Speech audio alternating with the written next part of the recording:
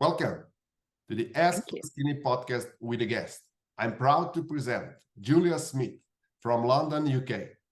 Giulia is a six-figure business and marketing coach. She's also co-founder of Blackbird Digital. Blackbird Digital generates meetings for coaches and consultants. Giulia, please tell us more about yourself. What is your story? Hi, thank you so much for having me on your podcast. So, hi, thank you for the introduction. I'm Giulia. I've been in the marketing world for almost 10 years now. I originally used to work for Unilever in their global digital marketing department and then left to freelance as a digital marketer. And what I found was that very quickly, lots of people needed digital marketing and that working as a freelancer, I wouldn't be able to work with too many clients. So I transitioned to starting an agency back in 2017, which is Blackbird Digital that you mentioned at the beginning. And originally we kind of worked doing any kind of digital marketing. We did anything and everything to do with digital marketing. And over time, what we realized is there was a trend towards people wanting lead generation and specifically meetings. We found that whether someone was a brand new entrepreneur, a six-figure, seven-figure, or even multi-billion-pound company, they always wanted more clients and more meetings, and people struggled to get that consistently. So what we decided to do was to niche down and specialize in just focusing on offering meeting generation as a service to our clients, which is what we do now. And then 3 years ago, what I found was that a lot of people that were coming to us couldn't afford to fully outsource their services to us as an agency. So I decided to become a coach as well and coach smaller businesses on how they can grow their business by mastering marketing lead generation as well, so that they could still grow without having to invest in outsourcing to an agency. Thank you. Very impressive. I'd like to ask you more about your digital programs that you offer on your webpage. Can you tell us more about your programs? How does it work? And what clients get from them? Yes, so the kind of main program that I have at the moment is something called Meetings on Autopilot Academy. And what I essentially teach people inside of there is how to build what I call a sales call funnel or a call booking funnel. And it's essentially a funnel that takes a cold prospect into a hot prospect that's booked a call into your calendar. And they do that through low-cost Facebook and Instagram ads. So the reason why I created this offer is because I found that people were relying on lots of different methods like cold email, posting on social media, going into Facebook groups, messaging people on LinkedIn to try and get clients. And the kind of common theme with those strategies is that they're really time consuming for the individual to do. And they're also inconsistent. You can't say for every 2 LinkedIn messages I send, I'll get a reply or I'll get a client. It's just not that predictable or trackable. So what I did was, through the kind of years of offering different services to clients, is create the call booking funnel process, which allows people to essentially have to build their own sales funnel and then switch their advertising on and allow themselves to get anything from kind of 1 call a day. You can have up to 50, 60 calls a day if you want to, depending on how big your organization is and how much budget you've got, but also how much capacity you've got as a business as well to grow. And so that's kind of the core thing that I teach at the moment through my coaching business, is how to build a sales call funnel, and people are absolutely loving it. Yeah, I imagine that. I would like to ask you, how did you decide to specialize and focus your services? I found it that one of the hardest thing to do for every consultant or coach is to specialize, because we know so much things and we would like to offer everything. And then how did you manage to specialize and say, okay, we are not doing everything anymore. We are leaving some clients behind and we're specializing. What was the trigger to do that? I know that in theory you have to focus, but how did you manage to overcome all the fears and all the obstacles when you're focusing? So it took me quite a while to niche down into just this offer, because I kind of had that same mindset that you were mentioning of I could help people with everything and anything. I could help anyone and everyone. But what I found was the more broad I was, the more difficult it was to actually get clients now. I think 4 or 5 years ago, you could afford to be broad as a consultant or as an agency. But I think now people are looking for specialists in one area. And in the same way that, a brain surgeon gets paid more than a GP, the more you can hone down what you do as a consultant, the more likely you'll be sought after, you'll have more word of mouth, and you'll have more growth and recognition, and you'll be known for, Giulia does this, right? And so the reason why I specialized in this is because I found that a lot of the stuff that I was teaching and consulting on, lots of other people were teaching and consulting on. And so I felt like I was getting lost in a sea of other people that were teaching the same thing. So then I thought, okay, and to give you an example of what that was, I do a lot of my marketing on Instagram. And I found that one of the things that I teach is how to grow on Instagram, how to get clients on Instagram, how to post organic content on Instagram. But then 99% of my peers were talking about that as well. So then when I looked at what they were doing, I realized, okay, well, they were only teaching how to get clients on Instagram because that was the only thing they knew. And I was like, well, I know a lot more than just that. That's just one of the things that I know. So I'm not differentiating myself from everybody else. And I'm not giving anyone a real reason to come to me over them. So what I thought was, okay, what is something that only I know, or not only I know, but that I know extremely well that most other people don't know? And what am I really, really passionate about? And what have I also noticed as a trend in what people want? So I paid attention to my existing clients and their struggles, their feedback, also what was being shared online. And I thought, okay, I'm going to move away from just teaching people how to get clients on Instagram and instead teach people how to get clients through a sales funnel, because I'd heard a lot of feedback from clients of posting content on social media is draining, it's time consuming, it's boring, I don't want to do it, it doesn't work, etc. So I thought I took the feedback and my desire to stand out and be different from everyone else and then specialize just into this one area that I teach now. But I'm also really passionate about teaching as well, which I then think comes across in your marketing and makes it easier to sell to people as well. Yeah, you make it sound so easy. Even if it's the hardest decision to make as a consultant, to focus and just leave everything behind and say, okay, now I'm, as you said, you're the best in one field and you want to focus on that field. Yeah. Is there any tip that you can share? How should the consultant or coaches decide how to focus? What would be their expertise? You also have all this knowledge, you understand what the market needs and how the market behaves. When you were talking about that, then you are known as someone who specializes in this. Are there any easy steps to go through this process? Because for me, it was like a 2-year process and I'm still not. Yeah, definitely. So what I would say is, if you're wanting to specialize or niche down into something, choose something that is one of two things. One is something you fundamentally believe in, that you fully are behind the offer, you believe in it, you know that it works, you like it, you're passionate about it, because you have to keep selling it even when people aren't buying, right? Even when it's not working, even when times are tough or whatever. If you don't have full belief in the offer, you'll stop selling it when people aren't buying. So you need to believe in the offer no matter what and be passionate about it. The second thing I think makes a huge difference is to sell an offer that you are confident you can deliver. Because what I've seen a big trend in is people going to sell offers that I know they can't sell, I know they can't do, but they're selling it because everyone else is selling it, or it's a trending thing that people are wanting.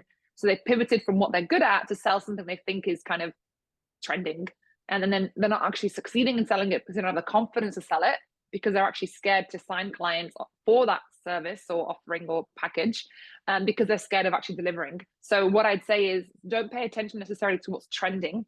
Pay attention to what you're good at and what you're passionate about, and then find out how you can promote that in a world to make it trending, if that makes sense. So understanding, okay, how can what I'm good at fit into what the market needs right now? And a way to find out what the market needs is, there's a couple of ways you can do it. One is just spend time on the internet, spend time in forums, blogs, Instagram, Twitter, Facebook, read what people are saying, join groups and read what they're saying. You know, if you've got your own audience on Instagram or Facebook, ask them. If you don't, go and look at your competitors and what people are saying in the comments. Just go and read and spend time consuming data to see, what do people want? What are they talking about? What are they struggling with? The second thing is invite people onto calls. So either like a market research call, or you can, do part market research, part free coaching for them, or consulting and exchange, and just ask them questions. Hey, what are you struggling with right now in X sector, which is a sector that you consult on? And just the more of those calls you can do. I've learned this a lot through sales calls as well, because I've done hundreds of sales calls. I found that, okay, when you do 100 sales calls, you start to see patterns in what people are saying.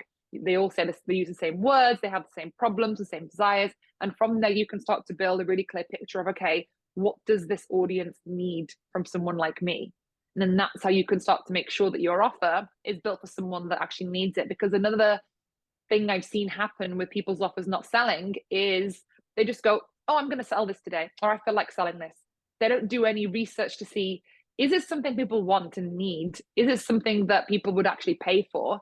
Because if not, you're putting time and effort into selling something people are never actually going to buy. You know, I see that so often. So it's really, really important. And I think sometimes people's egos can get in the way, especially if you've been in business for a long time, to think, I don't need to do market research. I don't need to check if somebody wants my offer. I know they'll want my offer. And it's like, actually, if you can put your ego to one side and just think, okay, let me just verify that. Let me just speak to 5 to 10 people and see, is this something people would invest in?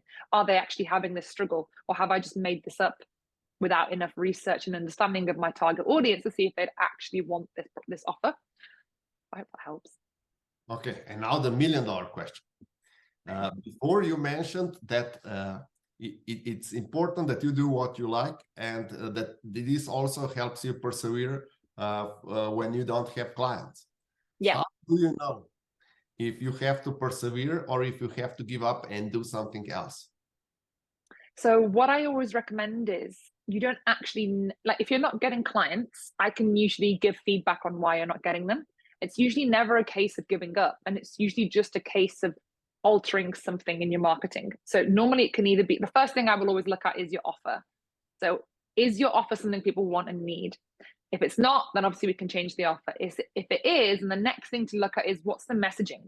I find that, and I find this even when I've done marketing for like multi-billion-pound brands, their messaging is terrible. You know, people don't spend enough time looking at the language they use to market their offer. So you might have the best offer in the world that once people buy it, they love it. But the language you're using isn't the language of your ideal client, or the language, what I often find, is way too broad, it's too generic. And so people don't understand the value of it, and so they don't buy it. And so that's normally why people aren't buying. Then the next reason after that is the marketing methods you're using, right? So maybe you're posting the wrong type of content on social media, you're sending the wrong type of messages on LinkedIn, you're going into the wrong Facebook groups. Like, if the offer is good, which is the most important thing, then it can be sold. It's just a matter of analyzing each part of your marketing in a sense, and then understanding from there, okay, what needs to be altered. I don't think you ever really need to give up. Okay, really good one. Now I would like to get more info from you. How important is the formal education? What was the influence that working for a multi-million-dollar company and global company, basically, how much did you profit from that? And how did you manage to decide to go and start being a freelancer from comfort of really, let's say, big company, all these possible opportunities in the future to go make it on your own? How did that happen? Did you have any initiatives from home? Is your family entrepreneurial? How did you move from, let's say, corporate job into being your own boss? Yeah, so working in my corporate job was incredibly useful. I learned so much. I learned, because I was in the digital marketing department, we kind of covered everything to do digital marketing, whether that was social media, advertising, SEO, content, you know, global launches. So I learned a lot. And that's why in the beginning, when I kind of left, I offered everything and anything, because I knew so much about digital marketing. I had a real breadth of knowledge from there. And I also learned how to, because I was on the other side then, we were hiring agencies to come in. I was seeing how the agencies were pitching, what they were offering, how they're positioning themselves, how they dealt with objections, how, you know, like, I learned so much from that experience. And I remember the whole time I was in my corporate job, I thought, I want to be on the agency side. I want to be on this side. This side looks like more fun. And then the reason I left actually was, so none of my grandparents are entrepreneurial. My parents have had corporate jobs most of their lives, but I've always wanted to be an entrepreneur. And what I found was that actually, even though I was working for a huge company, often the bigger the company, the slower it is to roll things out. So I'd find that you'd come forward with an idea, but then it would take 7 months for that idea to turn into reality. And I think I'm just a little bit impatient. And I really wanted to work with slightly smaller organizations where I could put forward an idea, and that same month that idea could come into fruition and we could start to reap the rewards of that idea much sooner. So I just left with no, I mean, I wouldn't recommend it, but I left with no prospect, no job, nothing lined up afterwards. I just left because I thought, okay, I've done my years in corporate. Now I want to go and kind of do this on my own. And I actually then used pivot. I didn't know how to get clients at all. I just then started speaking to people on LinkedIn and managed to get my first 5 clients from LinkedIn. And then realized, oh, it's not actually as hard as I thought to get clients like by yourself.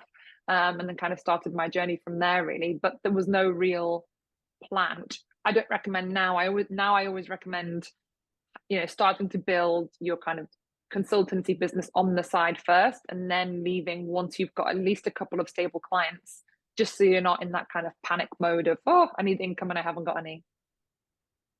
Okay, very good. Do you have a lot of coaching clients that are considering coaching, or you just have coaching clients that are already in the business? Yeah, I tend to just work with people that already are coaches or consultants. I used to work with people that were really new to it, but my area of expertise now is helping them refine their offers, refine their message, refine their marketing, rather than create it from scratch. So yeah, normally, even if that person is a consultant, but they're not doing it full time, or they haven't got tens of clients, that's fine, but they kind of already are that consultant. Do you think that it's that as an agency, it's much better to work with someone that is already built up, or that has, you said, initial clients, or is it better that you start from scratch? Because if you start from scratch, basically, you can influence their decision-making process much more than if they're already doing something. Absolutely. I mean, what I find sometimes with consulting people from scratch is that sometimes you have a lot of mindset blocks to help them overcome, because they've fully transitioned into something new. And sometimes that can kind of, because you're not physically doing the work for them as a consultant, as I would be in my agency, it can sometimes take a little bit longer for things to get off the ground. Not always, but sometimes it can do, because there's lots of other things that come up as resistance basically to that growth. Whereas with kind of more established brands, by established, I don't mean someone that's got, a team of 100 consultants. It could be someone that's just kind of, at the 6-figure mark, or kind of creeping into multi-6 figures, but they've kind of started to grow by themselves. They've built some momentum in some capacity, but are now really looking to take that business to the next level. So you're basically working with the talents. So you just need to make them better. Yeah, exactly. I mean, I have done a lot of work in the past with people that were brand new, and I still do sometimes. I've had a couple of clients. I've got a couple of clients now that are kind of brand new. But for me, I used to work with everyone and anyone. And this is a piece of advice as well to consultants, is I used to work with everyone and anyone just to have the clients. But what I found is, and you might have experienced the same, is I'd rather work with fewer people that had the right mindset for where we want to go, than working with everyone and anyone and then having some experiences that perhaps aren't so great because I'm not fully aligned to the person that I'm working with. So now I'm a little bit more choosy in terms of who I work with, because I want to ensure they have the most success, right? So they need to be aligned with me, and I need to be aligned with them in order for that to happen. Great. And now I would like to have some tricks of the trade. Can you share something with our listeners, how they should go about generating leads for their consulting or coaching business? What is the best advice? What are the books, and how will they profit from your courses that you have online? So, I mean, what I'd recommend for anyone trying to sell their consulting offers or coaching offers is first get really clear on how many you want to sell, like each month. So let's just say you want to sell 5 one-to-one packages a month, for example. And then figure out, okay, in order for that to happen, how many people do I have to speak to? Okay, maybe I have to speak to 10 people. As in, by speak to, I mean a sales call or sales conversation in some capacity. And then work backwards from there to figure out, okay, in order for me to get 10 people on the phone or on email or whatever, what marketing strategies do I have to use? Because what I find is people will say, oh, I want 10 clients. And I say, okay, what are you doing? Oh, I don't know. So, or I even say, how many clients do you want? Oh, I don't know. So I think a lot of people lack a plan or a goal. And so I always say, start with a really specific goal, and not just saying I want more clients, but give a number. and try to really give a bit of thought behind that number, because I think sometimes as well we get a bit caught up in, oh, I want more money just for the sake of more money, without asking yourself why. So maybe it's like, I want to go to the Caribbean at Christmas for 2 months. That's going to cost me $10,000. Therefore, I need 10 clients. I'm making all this up just as an example. Okay, there's a clear goal with a clear reason why you want to earn that money. Now, in order for you to do that, you may need to speak to 20 people. Okay, now then it's a matter of understanding, okay, for those 20 people that I want to sign as a consultant, where are they online? Because something I've often seen people do is marketing themselves on platforms where their ideal clients aren't. For example, I've worked with someone before that was a consultant to lawyers, and she was promoting herself on Instagram. And I was like, the lawyers are on LinkedIn, not Instagram. So you're putting all this effort into Instagram when actually they're going to be way more responsive to you on LinkedIn. And when she transitioned to LinkedIn, she got way more traction. So it's important to not think about what social media platform do I like, but instead think about what marketing method do I like, but instead think, where are my ideal clients? How do they respond? You know, is it through email? Is it through Instagram? Is it through ads? Is it through this? Then once you've understood what platform they best respond on, then like actively learning how to market yourself on there. I think too many people think, oh, I can just, you know, do this every single day and I'll get clients. It's actually so much better to just invest in some capacity, a course, a coach, you know, another consultant that can teach you how to market yourself effectively on those platforms. Because I think people give up because they haven't had any kind of guidance or training on how to grow on those platforms, or, you know, how to get clients. If they did, they wouldn't give up because they'd know exactly how to get clients, right? So then once you've figured out the platform, go and invest in something if you don't already have the knowledge of how to get clients on that platform. And the key is be consistent and be repetitive. That the growth and the clients come from showing up every day and doing those tasks. It's not, oh, I'll do it once or twice and give up and then I should get all the clients. It's about being consistent and building that momentum until the momentum snowballs and then brings you the volume that you want. And that's why I like to teach sales course funnels, or to implement them in people's businesses, because the difference with that to all the other methods that I just mentioned is you set up a sales call funnel once, you switch it on, and it brings you calls every single day. So you don't actually have to show up and market yourself anymore.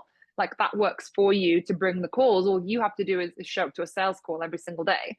Or if you don't want to do it, you can bring in a sales closer that can come and close the calls for you. So it's much, much easier to grow and to have that consistency, because the consistency isn't reliant on you. It's reliant on the ads that work 24/7. Whether you're asleep, on holiday, tired, busy, not working, etc., it will still bring you the calls. And so I find, even for myself, when I've experimented with different marketing methods for myself, that's been the one method that has been the quickest to get me clients and the kind of easiest, because it's basically 100% passive.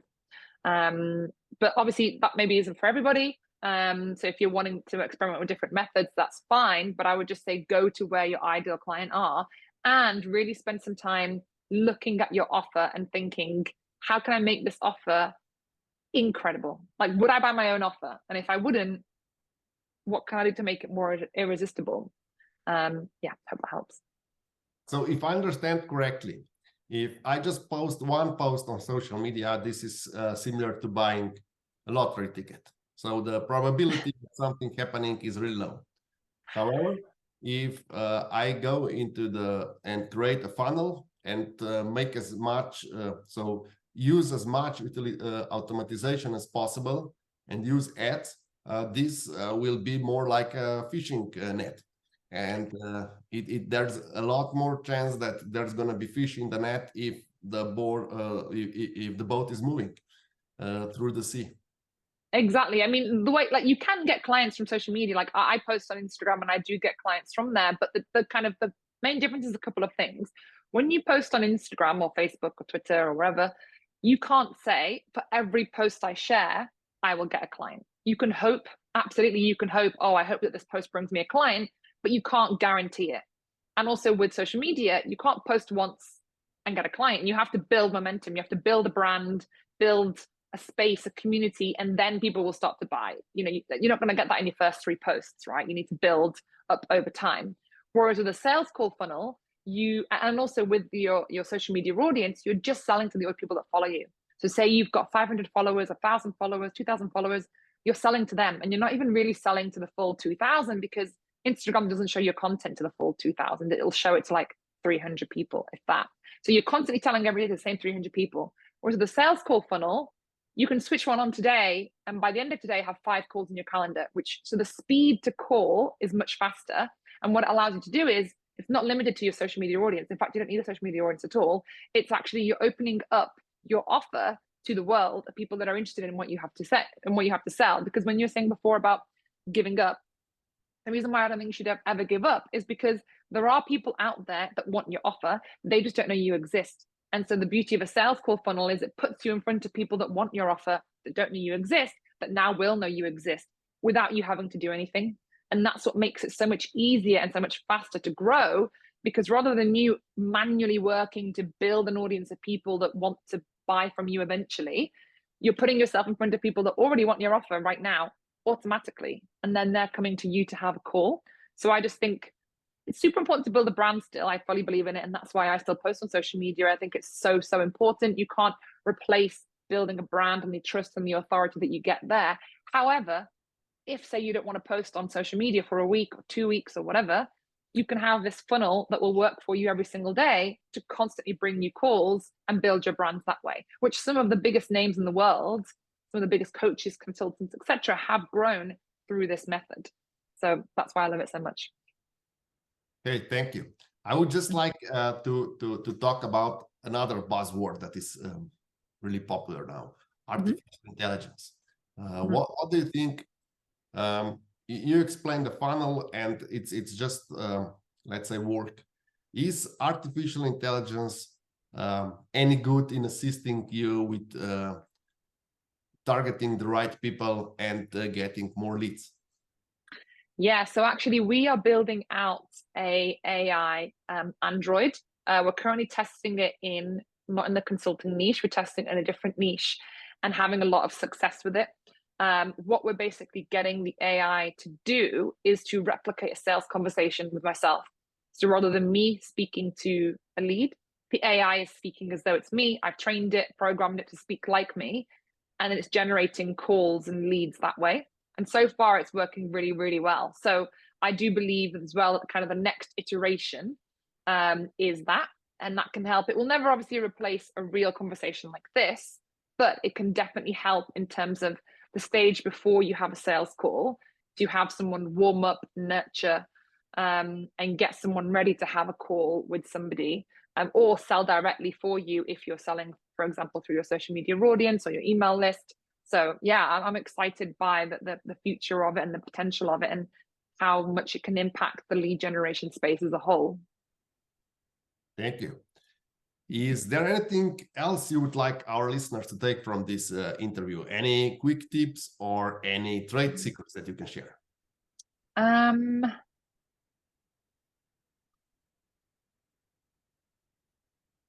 I would say, as a consultant, what I've seen with people over the years is you become a consultant because you're extremely passionate about what you do and what you consult on, right? You built up that knowledge and experience in some capacity, and so you want to go and help other people with what it is that you know. And so you think that that's what you need to grow your business. But in actual fact, unless you've got a background in marketing and sales, you first have to master marketing and sales in order to be able to be successful as a coach or consultant in your field and have a lot of clients. I think a lot of people don't think about that or don't realize that, and they just think I have to be the best at what I do. But first you have to be the best at marketing and sales, and then that will allow you to be good as a consultant. So whether you outsource it or whether you learn it yourself, it doesn't matter, but having some kind of expertise in marketing and sales in your business as a coach or consultant is what's going to get you to the top, because that whole premise of like, build it and they will come, unless you're Tony Robbins or Sam Ovens, like, doesn't work in this day and age. And obviously they built it over time anyway. They didn't start today and become who they are tomorrow. So mastering marketing and sales is super key, and it's why I kind of specialize in teaching that to people, and I'm so passionate about it, because no business can flourish without marketing and sales. So my kind of key takeaway would be, to really have a think about, okay, where is my gap? Where is my blind spot in my business from marketing? What is it that I don't know about marketing and sales? Where am I falling down in the sales call process, in the lead generation process, in the content messaging process? And what can I do to fill that gap? Because that's what's going to allow you to bring in more clients. It isn't getting more qualifications, doing more courses in advancing in what you teach. It's about getting enough people to see what you do and getting them to understand the value in what you do. And that's how you're going to grow your coaching and consulting business. Thank you for all these insights. And where is the best place that our listeners can reach you?